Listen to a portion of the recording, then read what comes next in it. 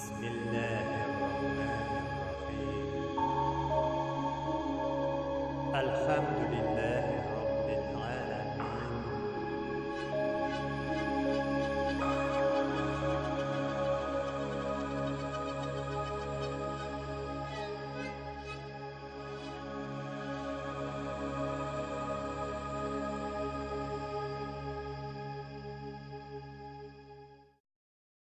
أعوذ بالله من الشيطان الرجيم بسم الله الرحمن الرحيم Assalamu alaikum wa rahmatullahi wa barakatuh. Muhtaram musulmon qardoshlar. Shu jamiyatda kishilar bilan yashagan vaqtda bizga gil nindidir üstibizga vazifalar alırga to'g'ri kela. Ya bo'lmasa nindidir so'zlar berishga to'g'ri kela. Nindidir ishlar boshqarishga to'g'ri kela. Muhtaram musulmon qardoshlar, mana shu vazifalar, ishlar, so'zlar bitinisi de jamiyat bizga yuklangan ayberlar. Ham alarsiz biz yashayda olmaymiz. Shuluq vaqtda alardan boshqa yasharga tilagimiz zo'r bo'lsa da. Mana bu istibizga olgan vazifalarni ya bo'lmasa bergan so'zlarni biz atıymiz amanat deb. Shunga ko'ra bugun сөйләшеп ketasiz so'zimizda bergan amanatga xiyonat. Ya bo'lmasa shu amanatga xiyonat etmәү, amanatingni o'tәү. Agar da tulayim alып карасак, amanatni ягъни алган вазифаны үтәү, я булмаса сүздә торуны бик күп бүлекләргә бүләргә мөмкин. Ләкин мин аны бүләсем килә ике бүлеккә. Ахират бүлегенә һәм дөнья бүлегенә. Кемдер әйтер, нинди соң ул ахират бүлеге? Нинди аманат бар соң безнең ахиратта? Әгәр дә игътибар итсәк, Коръәни Кәримдә әйтелә. Аллаһы Тәгалә безнең җаннарыбызны тәннәребезгә кадәр инде 50 мең ел алда ук яратты.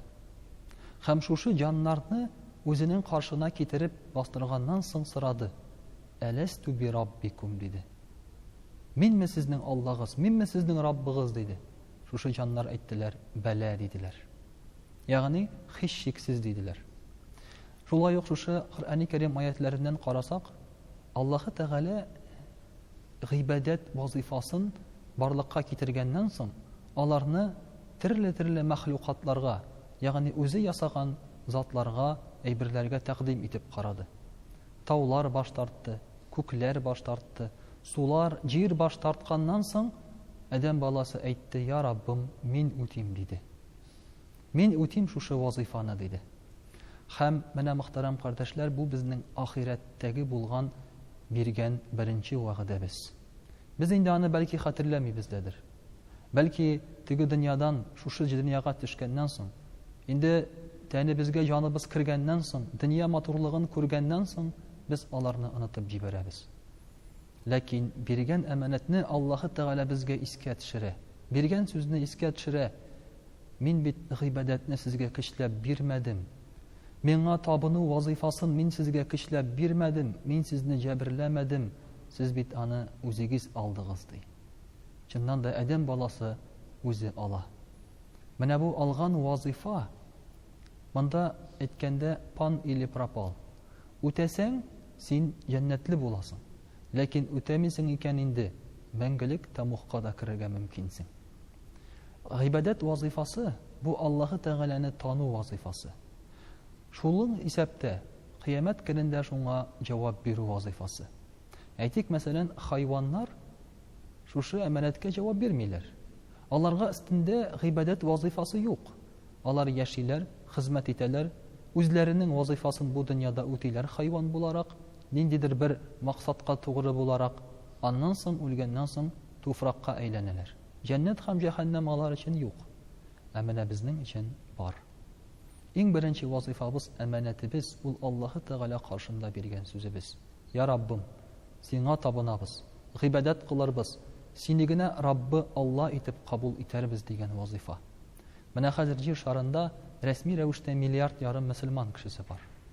Мәсәлән, Европада 40%-тан артык кеше үзен атеист дип саный. Әгәр дә шушы цифрларга игътибар итсәк, ничә кеше Аллаһы Тәгаләне Раббы Алла итеп танымый икән. Үзенең сүзен үтәргә теләми, биргән вазифасын, я булмаса алган вазифасын үтәргә теләми. Аллаһы Тәгаләнең кушканнарыннан, тыелганнарыннан тыелмый. Мөхтәрәм кардәшләр, инде икенче вазифа, дөньяви вазифа дибез. Монсы дөньяда биргән сүзләребез. Кешеләр белән арада булган мөгамәлә. Мәсәлән, берәр эшкә кергән вакытта да без үзебезгә алабыз вазифа. Мин бу эшне әйбәт итеп эшлим, җиренә җиткезәм, кешегә файда китерәм, шушы эшем сыйфатлы була. Я булмаса, иләнгән вакытта, кияүгә чыккан вакытта мин тугры, шулай ук яхшы ир булам. Хатын кыз әйтә, мин тугры, иремне тыңлаучан хатын булам. Балалар дөньяга килгәннән соң мин әти-әниемә хезмәтле, игътибарлы һәм дә инде итәгатьле бала булам ди. Менә һәрберебез дә үзебез шушы билгеле бер вазифаларны үтибез. Ләкин үтәгән вакытта хыянат итмибез микән шушы әманәтебезгә, шушы вазифаларыбызга? Инде аның башка вазифалары, башка биргән сүзләребез дә бик күп. Фәлән вакытка килеп җитәм, фәлән эшне бүген эшлим, иртәгегә калдырмыйм. Я булмаса, бүген бу әйберне алам, бүген бу җиргә барам дип әйткән сүзләребез кайчакта үтәлмичә кала. Кызганычка каршы, шушы әманәтне үтәмәү мөселманнарның да сыйфатына әйләнеп бара. Кай вакытта мөселман кешеләре акча алып кире кайтармаган чаклары да бик күп. Кай вакытта биргән сүзләрен үтәмәгән чаклары да бик күп, һәм аларның күбесе аларны иншааллаһ дигән сүзгә сылтыйлар.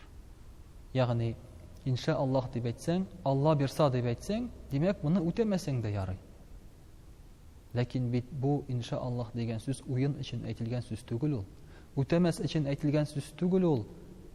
Ниндидер сиңа бәйле булмаган очрак килеп чыгып, сүзеңне үти алмасаң, Аллаһ Тәгалә җәзаламасын дигән сүз ул. Кай вакытта шушы сүзне әйткәндә үк иншааллаһ вазифамны үтим дигәндә үк син иншааллаһ сүзе белән үтәмим дип инде аңа ният кылып куясың. Менә безнең вазифаларыбыз, биргән сүзләребез, мөхтәрәм кардәшләр, бик күп.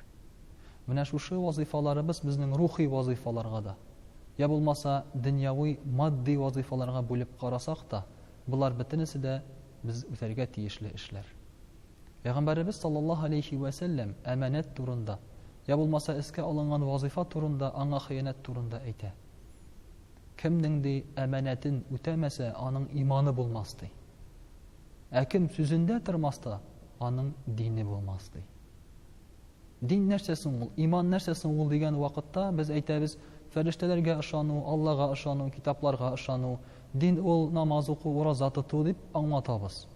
Ләкин Пәйгамбәрбез саллаллаһу алейхи ва саллям әйтә, иман ул әманәтне үтәү ди. Чөнки әманәт дигән сүз белән иман дигән сүзнең нигезләре бер. Иман әманәтне үтәү, ягъни Аллага ышанам дигән вәгъдәңне үтәү. Гыйбадәт кылам дигән вәгъдәңне үтәү. Дин исә сүздә тору ди. 7 яшең тулды, намазга ирәнү. Сүз биргәнсең, мин гамәл кылам дип, Аллаһ ризалыгы өчен дип. 10 яшь тулды, шушы җаваплылыгыңны син бер дә калдырмыйча инде намазларыңны калдырмыйча үти башлыйсың. Харамнан тыела башлыйсың. Кеше малына кирмисең. Кеше турында начар сүзләр сөйләмисең. Менә бу динебез безгә кушкан сүздә тору. Дин ул сүздә тору дип Пәйгамбәрбез Мөхәммәд саллаллаһу алейхи ва саллям. Менә шулай итеп, әгәр дә без динебезгә, иманыбызга карасак, безгә күп нәрсәләр аңлашылыр иде. Кай вакытта бит намаз укыдым да мин камил мөселман, ләкин намаз укый торып та кешегә зыян китерүчеләр дә бар. Кай вакытта мин Аллага ышанам дип тә, ләкин Аллаһ Тәгаләнең кушкан вазифаларын, бездән сораганнарын үтәмәгән кешеләр бар. Шуңа күрә дә, мөхтәрәм кардәшләр, әманәтне үтәүне без киңрәк форматта карасак иде. Һәм дә ки шушы әманәтне үтәмәгәнебез өчен шулай ук җәза аласыбызны онытмасак иде. Чөнки Пәйгамбәрбез саллаллаһу алейһи ва саллям әйткәненчә, бер кытси хәдистә Аллаһ Тәгалә безгә мөрәҗәгать итә.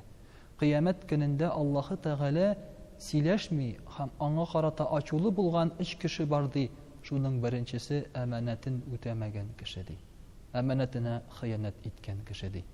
Аллаһ Тәгалә безне шушы кешеләрдән, шушы кешеләр хисабыннан булудан сакласа иде. Һәм дә ки әманәтләребезне үтәп, тугры бәндәләр булсак иде. Вассаламу алейкум ва рахматуллаһи ва баракатуһ.